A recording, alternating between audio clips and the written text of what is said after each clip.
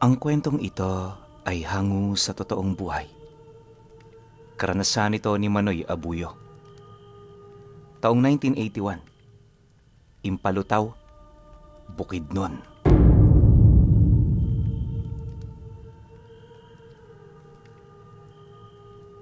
Noong mga panahong ito, namumuhay bilang isang albularyo itong si Manoy Abuyo. Nag-iisa lang siya noon sa buhay, gawa ng matagal na silang nagkanya-kanya ng mga kapatid niya. Magmula kasi noong namatay ang kanilang mga magulang, nagkawatak-watak na ang kanilang pamilya. Mahirap itong tanggapin sa una, pero sa katagalan, nasanay na rin si Manoy Abuyo sa kanyang kalagayan. Hindi na rin niya noon mahagilap ang kanyang mga kapatid, kaya pinili na lamang niyang manirahan di kalayuan sa dati nilang bahay. Kahit kasi taon na ang lumipas, patuloy pa rin siyang nagbabakasakali na sana'y bumalik ang mga ito para muli silang magkita-kita. Subalit sa kasamaang palad, hindi na yon nangyari pa. Nalaman-laman na lamang noon ni Manoy Abuyo, lumipat na pala sa malalayong lugar ang mga kapatid niya. Wala siyang ideya kung bakit nila ginawa ang bagay, pero may kutob siyang nililimot na talaga ng mga ito ang tungkol sa nakaraan ng kanilang pamilya. Kung hindi nyo kasi naitatanong, albularyo rin ang tatay nila. Isa yung magaling na manggagamot sa kanilang lugar noon, ngunit pinahiyayo ng mga tao matapos nitong mapatay ang huli nitong biktimang ginagamot. Inakala kasi ng marami na sinadya ng tatay niya, pero ang hindi nito alam, pumanaw yun dahil sa masyado ng matagal ang pagkakakapit ng sakit nito sa katawan. Sinubukan pang magpaliwanag noon ang kanilang ama, pero itinakwilyo ng mga tao na parabang wala man lang itong mabuting na itulong sa kanila. Magmula noon, hindi na nila pinakialaman ng mga taong naninirahan sa baryo. Mas pinili na rin ng tatay niyang gamutin ang hindi nito mga kakilala kaysa sa mga taong minsan nang nanakit sa kanila. Sa pagpanaw naman ito, nagpatuloy ang kahihiyan ng kanilang pamilya hanggang sa kalaunay nagpasya na ang kanyang mga kapatid na lisanin ang kanilang baryo. Dahil si Manoy Abuyo naman ang pinamanahan ng tatay niya, pinili niyang manatili sa lugar na yon. Sinigurado rin niyang malapit lang siya sa puntod ng kanyang mga magulang nang sa gayoy mabisita niya ito sa oras na naguguluhan siya sa kanyang buhay. Dahil sa ganoong pangyayari, unti-unti na niyang tinatanggap ang lahat. Habang tumatagal, tumitindi rin ang kanyang pagmamalabis na ipaghigante ang kanilang mga magulang. Para kay Manoy Abuyo kasi, yun lamang na nag-iisang paraan para matahimik ang kanyang buhay. Hindi naman ibig sabihin ng kanyang paggante, mananakit na siya.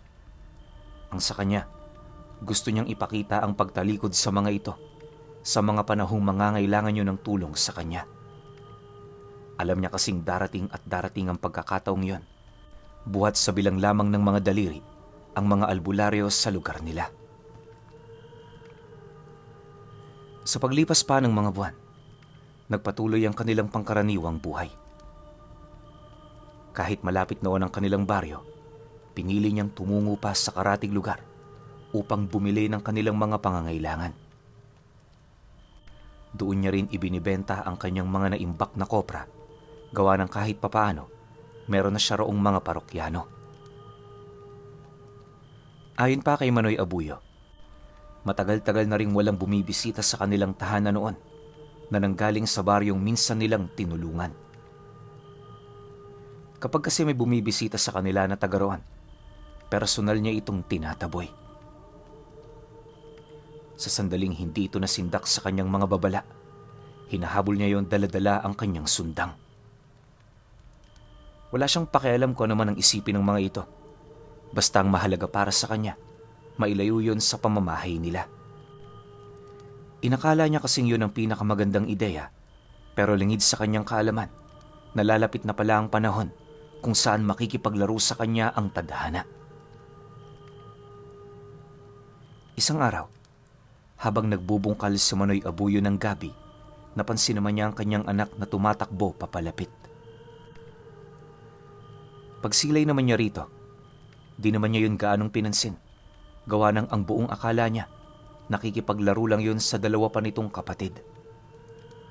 Ang kaso lang, nang marating na nito ang kanyang kinaroroonan, narinig naman niya yung magwika sa kanya ukol sa mga panauhing galing baryo. Nasa labas umano yun ang pamamahay nila, matyagang naghihintay sa kanya. Dagdag pa nito na, makailang beses na rin yung nagmakaawa para lamang hindi yun maipagtabuyan ng kanilang ina. Pagkarinig naman ni Manoy Abuyo ng tungkol dito, agad naman niyang iniwan ang kanyang ginagawa. Pagdating naman niya sa bukana ng bahay nila, tumambad ang dati niyang kaibigan na minsan niyang naging kalapit ng loob. Wala itong nagawang kasalanan sa kanya, ngunit dahil taga-baryo ito, nagpasya siyang yon ay pangilagan. Hindi naman naglakas ng loob yung lumapit sa kanya para makipag-usap, kaya sa katagalan itinuring na rin niya yung kalaban.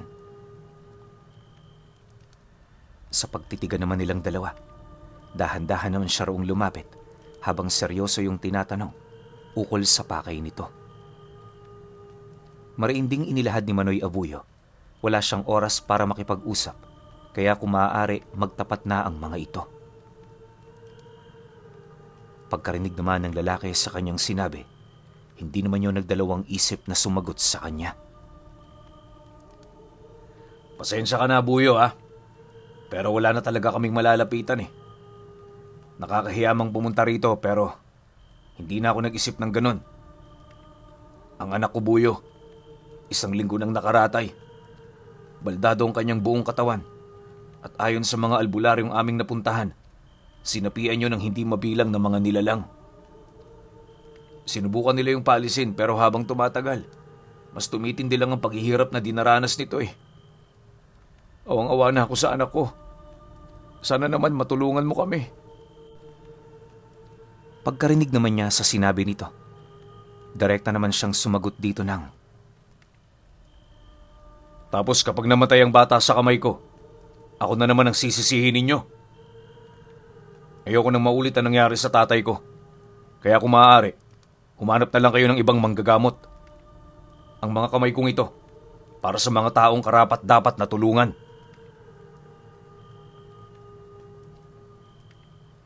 Dahil sa kanyang sinabi, nagpumilit naman ang dati niyang kaibigan. Mariin itong inilahad sa kanya. Wala na itong pakialam sa mangyayari sa anak niya. Basta ang nais niyang gawin, masubukan lang itong iligtas. Nangako rin yung hindi siya sisisihin sa anumang mangyayari rito, hindi katulad ng ginawa ng mga kababaryo nila sa kanyang amang Yumao. Nabanggit din ito na walang nakakaalam sa kanilang lugar ng pagpunta nila, kaya makakaasa siyang hindi ito pagmumula ng anumang istorya. Dagdag pa ng dati niyang kaibigan, alam niya kung anong pag-uugali nito, kaya makakaasa siyang hindi siya nito tatraydorin. Dahil sa mga sinabi nito, minabuti naman niyang manahimik. Sa halip na sumagot, pinili na lamang niyang talikuran ang taong yon. Natatakot kasi siya noong magpasya na lang bigla dahil sa mga pangyayaring patuloy niyang iniiwasan. Pagsilay naman ng lalaki na naglalakad na siya papalayo, bigla naman siya nitong sinigawan na hindi yun aalis hanggat hindi siya nito natutulungan. Nang marinig naman ni Manoy Abuyo ang tungkol dito, pinili naman niyang yon ay ipagsawalang bahala. Ang buong akala niya kasi, hindi seryoso ang lalaking yon sa mga katagang inilahad nito sa kanya. Sa pagsapit naman ng gabi, napansin niyang nasa labas pa rin ng bahay nila ang dati niyang kaibigan. Umuulan man, wala itong pakialam. Senyales na desidido talaga ito na makuha ang kanyang tiwala. Dumaan pa ang 2 araw.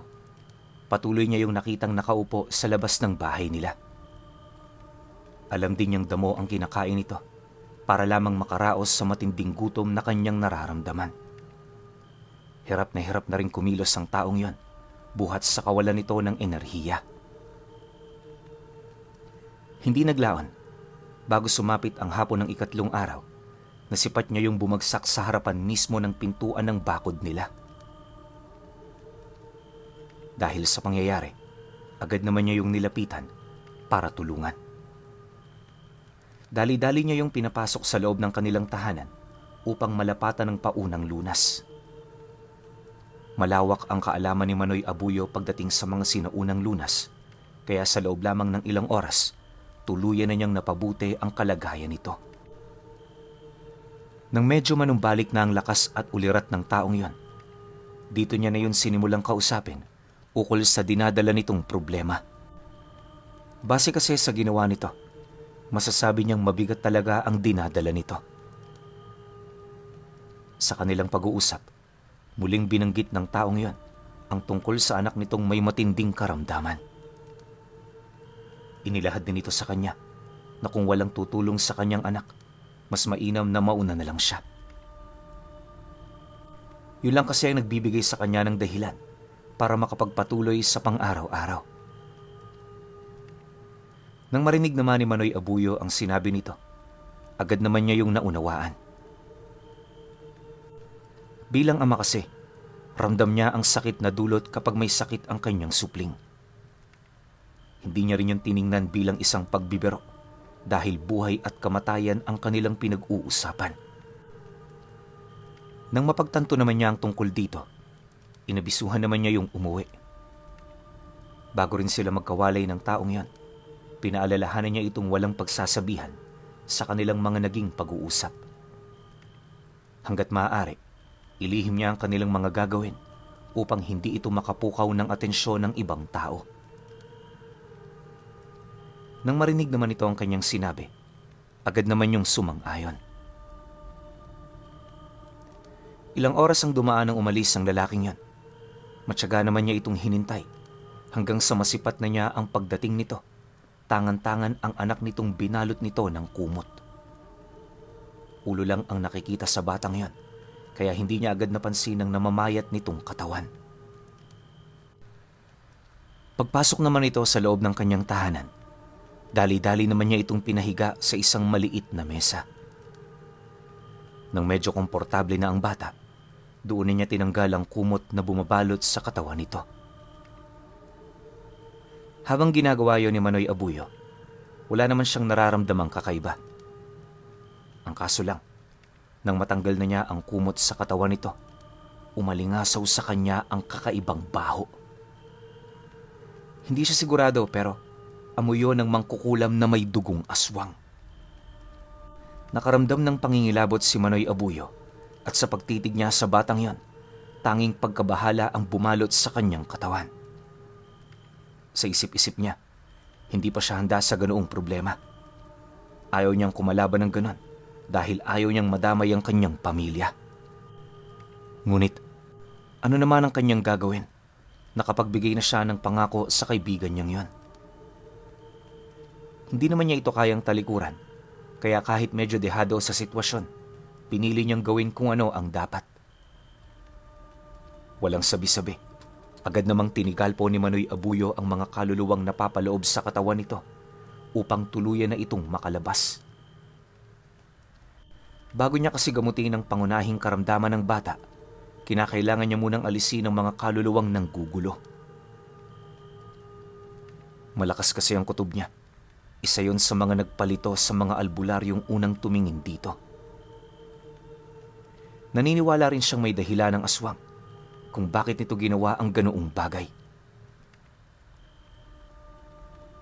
Pagkaraan pa ng ilang minuto, matapos naman niyang maalayan yon ng dasal, may ipinasok siyang hibla ng sinulid sa bunganga nito. Nang makailang metro na ang naipasok niya, muli na naman siyang nag-usal, kasabay ng dahan-dahan niyang pagbunot ng sinulid. Paglabas naman ito, sinundan niyo ng malapot na laway ng bata habang walang patid na nagpupumiglas. Sa puntong yon, tumitirik-tirik na rin ang mga mata nito na para bang yon ay sinasapian. Nang mapansin naman yon ni Manoy Abuyo, hindi niya tinantana ng kanyang ginawa dahil alam niyang malapit na niyang makuha ang paunang sakit na itinanim ng mangkukulam sa katawan nito. Pagkahugot naman niya ng sinulid na nakapasok sa tiyan ng batang yon, tumambad sa kanila ang maliit na uod na nakakapit dito. Kung nakakita na kayo ng uod mula sa naagnas na katawan ng hayop, gano'n na gano'n ang kanyang nailabas. Nang masipat ngayon ng kanyang kaibigan, maging ito man hindi makapaniwala sa kanyang nakuha. Dahil din sa dami ng uod na namamahay na sa katawan nito, paulit-ulit niya itong ginawa hanggang sa kalaunay nakaipon na sila noon ng humigit sa isang timba. Ayon nga sa kanya, sa sobrang dami ng uod na kanilang nakuha, halos hindi na niya inaasahan pang mabubuhay pa ang batang yon. Kung hindi kasi siya nagkakamali, inatake ng mga ito ang sistema ng bata sa loob ng ilang araw nito roong pamamahay. Alam niyang hindi magiging maganda ang lagay nito, kaya bago pa man yun lumala, pinainom niya na ito ng purong mantika ng nyug na nilubuga ng ugat ng papaya. Alinsunod kasi sa turo ng kanyang ama, yon ang pinakamabisang ipainom sa mga taong nagdadanas ng pinsala sa loob ng kanilang mga katawan. Matapos naman niya itong gawin, dali-dali naman siyang tumayo para makapagpahinga na muna ang bata. Nang masipat naman yon ang kaibigan niya, agad naman yung nagtanong sa kanya ukol sa susunod niyang hakbang na gagawin. Nang marinig naman niya ang sinabi nito, agad naman niyang tinapik ang balikat nito. Sabay sagot sa kaibigan niya ng, Hindi natin kailangan magmadali. Pagpahingahin na muna natin ang anak mo. Baka matinding pagod pa ang kanyang ikamatay. Sa larangan ng panggagamot, hindi totoong kalaban mo ang oras. Kakampi mo sila. Kaya habang ginagamot mo ang iyong pasyente, kinakailangan mong pag-isipan ng lahat ng hakbang na iyong gagawin. Yan ang pinakamainam kung nais mo talagang magtagumpay. Matapos naman niyang ilahad ang mga katagang yan, dali-dali naman niya yung isinama sa kusina nila. Habang nagpapahinga pa ang anak nito, nagkape na muna sila upang mapag-usapan ang tungkol sa naging sanhi ng karamdaman ng anak nito. Naniniwala kasi noon si Manoy Abuyo, hindi lang bastang napagdiskitahan ng batang yon. Dagdag pa niya na, kung hindi siya nagkakamali, nasa baryo lang mismo ang nilalang na bumiktima rito. Nang marinig naman yon ng ama ng bata, dito na rin yung nagsimulang maglahad ukol sa mga nangyari ilang linggo na ang nakakaraan. Ayon sa kanya, hindi niya gaanong nabantayan ang anak niya noon dahil sa trabaho. Pero base sa mga kaibigan nito, pumasok umano yon sa bahay nila Manoy Nicolas para kumuha ng mga siniguelas at aratilis. Ang kaso lang, paglabas ng mga kasamahan nito, nadatnan niyo ng matanda na hindi pa bumababa. Galit na galit ang matandang yon sa kanyang anak, kung saan bago niya yun pinakawalan, pinalo niya ito ng kawayan.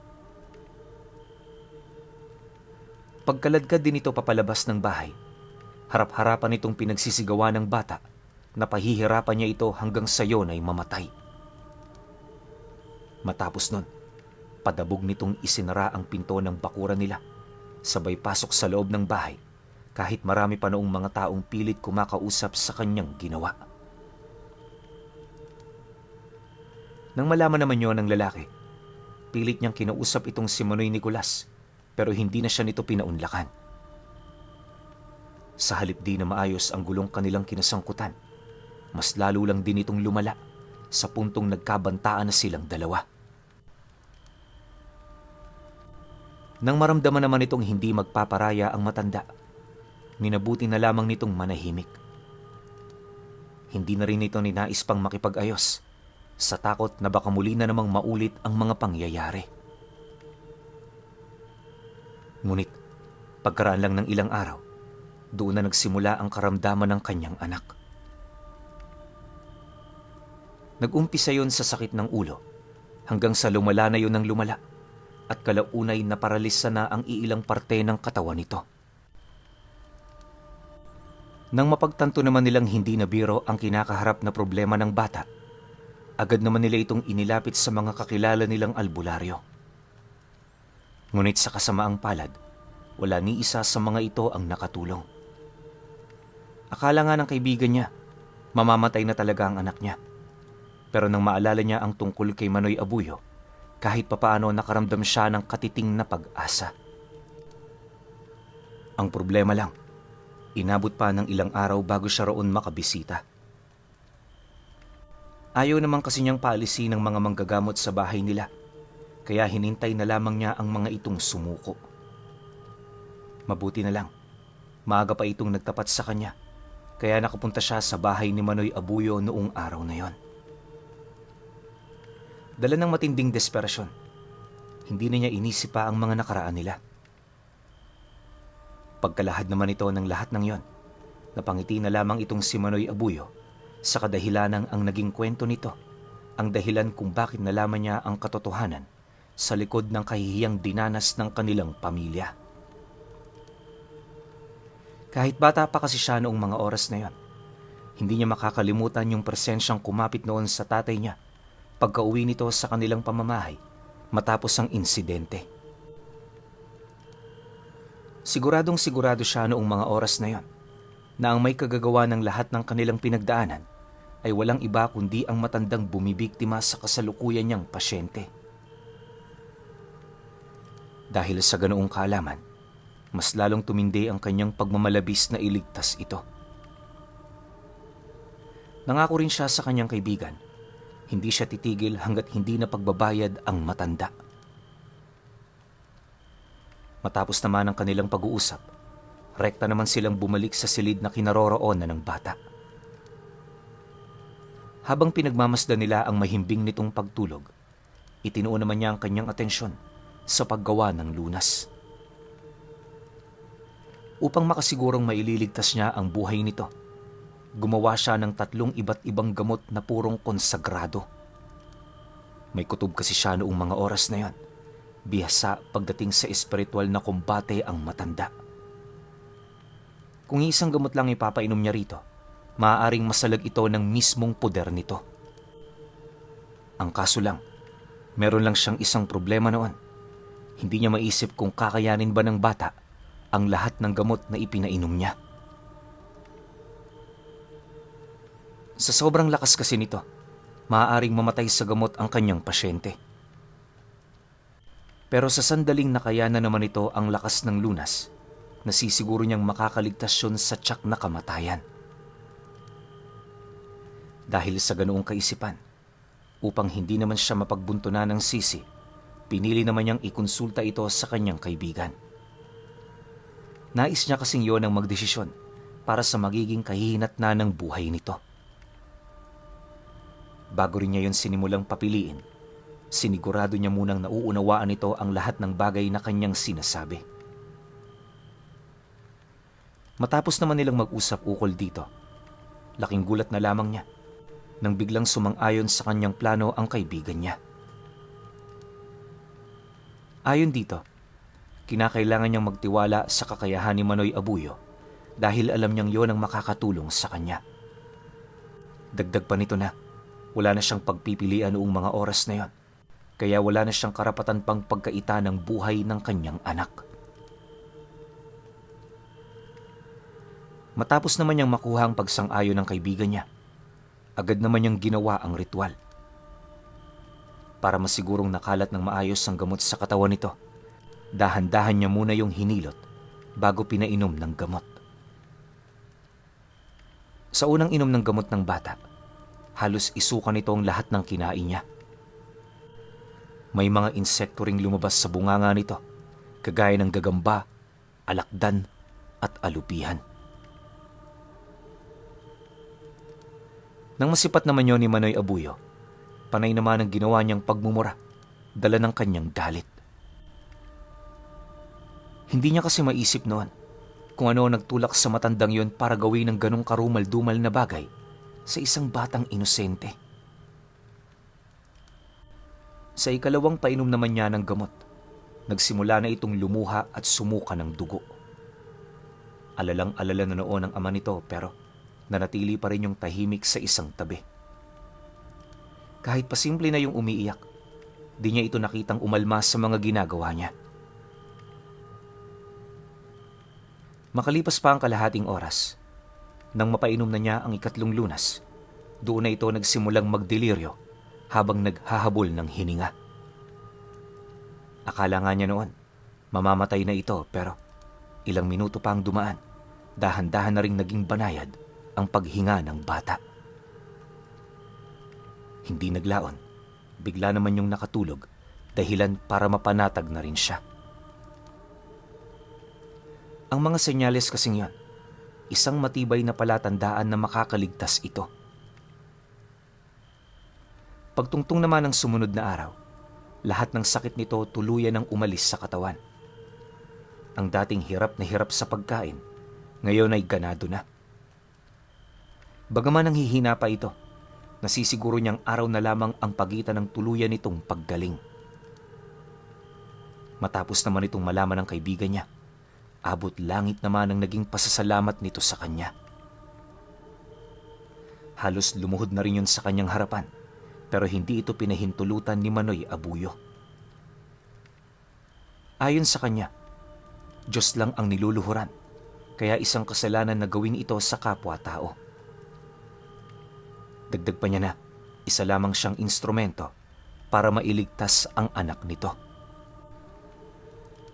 Isang linggo pa ang lumipas, muli nang nakakapaglakad ang bata.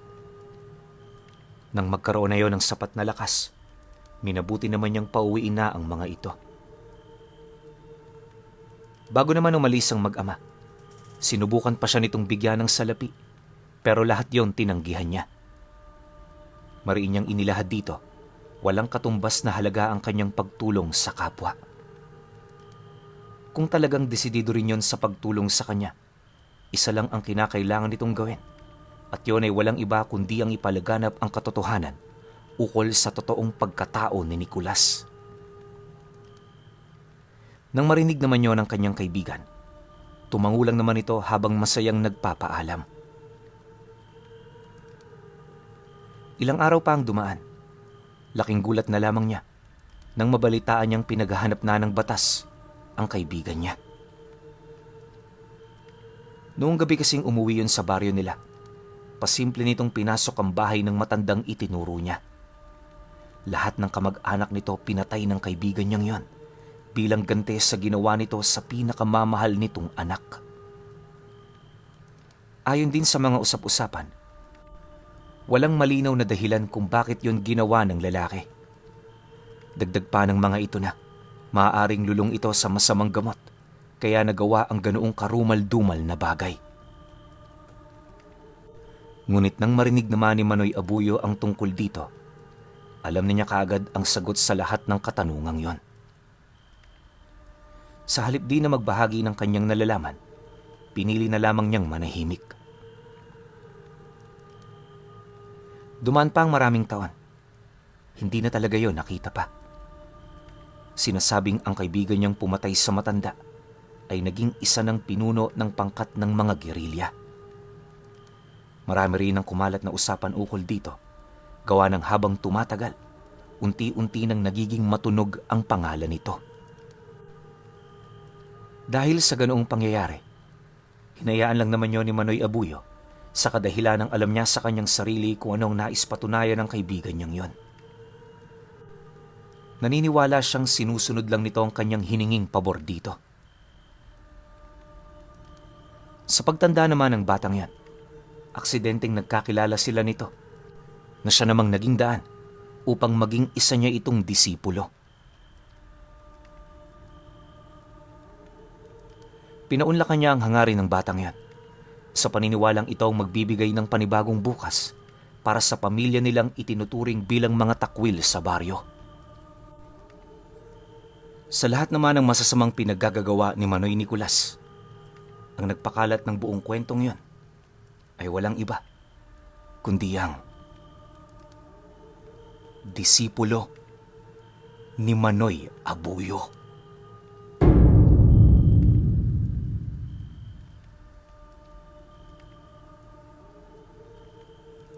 Okay. Opinyon ko sa kwento. Alam nyo, para sa akin, yung ginawang pagpaparusa ni Manoy Nicolas, napakababaw nun. Kasi yung kinukuha lang naman sa bakuran ninyo, prutas lang yun eh. Pero syempre, mali rin naman yung bata, ito ang disipulo ni Manoy Abuyo, kasi private property na yun. 'Di ba? Pero kasi sa pagkakaalam ko rin, uso-uso naman sa mga probinsya yung ganyan eh. Yung tipong kahit nasa loob ng bakuran ninyo, kahit nga mismong nasa tabi na ng bahay ninyo eh. Kapag may bunga yung puno ng prutas na yon, pwedeng kunin nyo ng kahit na sino. Paano ko nasabi? Yung panahong nagbakasyon ako sa Siraway, kasi doon sa Siraway, kalat na kalat doon yung mga puno ng kakao. Tapos yung bawat puno ng kakao na nandoon, nasa loob din ng mga property. Tulad nito sa sitwasyon nito ni Manoy Nicolas. Tapos yung mga may-ari ng bahay, yung mga may-ari ng lupa, wala lang. Hinahayaan lang kami kumuha ng mga prutas kasi nga sobra-sobra yun eh. Tapos dito parang kakapiranggot na prutas lang yun, parang aratilis lang yata yun eh. Tsaka yung isang uri ng prutas na nabanggit. So para sa akin yung ginawang pagpaparusa ni Manoy Nicolas dun sa bata, sobra naman yun. So siguro bilang tatay, hindi talaga matanggap ng kaibigan ni Manoy Abuyo yung ginawa sa anak niya kasi nga inosente yun eh. Gusto lang naman kumain ng prutas tapos pahihirapan mo na akala mo nakapatay na ng pamilya mo o ng miyembro ng pamilya ninyo. 'Di ba? Yun lang yung nakita ko sa kwento na to. Siguro pwede niyang pagalitan o pwede niyang pagsabihan lang yun tapos sabihin dun sa tatay yung ginawang pagnanakaw ng batang yun. Yun lang yung sa tingin ko pinakasolusyon dun. Kita ninyo yung nangyari sa pangunguna ni Manoy Nicolas. Siguro feeling niya sobrang lakas niya, ending ubus tuloy yung angkan niya. 'Di ba? So para sa akin overall pinaka-lesson nitong kwento, huwag tayo masyadong mapagmataas. Tsaka kung paiiralin natin palagi yung galit, hindi tayo mag-iisip, wala talagang mangyayari sa atin. Pero syempre kayo pa rin. Kung may opinion kayo sa kwentong ito, comment nyo lang sa baba. Yun lang. Hanggang sa susunod na kwento. Salamat.